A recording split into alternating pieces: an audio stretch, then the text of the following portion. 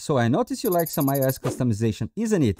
And because you do, I'm gonna make a video every single week with different setups, so then you can pick and choose the one that best fits your style. Today we're gonna have a look into the dark theme, and I'm gonna show you step by step how to get it done in only 90 seconds. And by the way, the application and the whole setup, it's everything for free.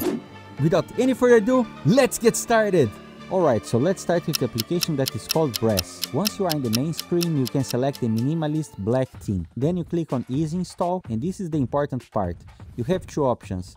Either you pay for a subscription, or you can utilize the application for free, but with ads. Now, if you choose to utilize the application with ads, for every single icon that you want to download, you will need to watch an ad. So this is the important part. If you do not want the notifications to come up every time you click on an icon in the home screen, you need to install a custom profile. So let's install the custom profile. You need to go to Settings, search for Profile. Then you will see the Brass Custom Icons profile. Then you just need to install it. Let me just organize the home screen a little bit. Now let's install the wallpaper.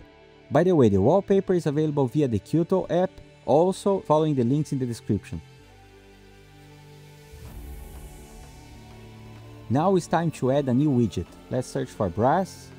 Once you have the widget in the home screen, you just click on it. Then we need to set up the style. I'll choose color.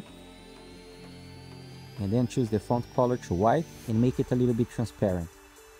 Go back to the home screen, click and hold on the widget and select Edit. Then choose the widget that you just created. Now you have it, the dark theme with the custom widget and the custom icons.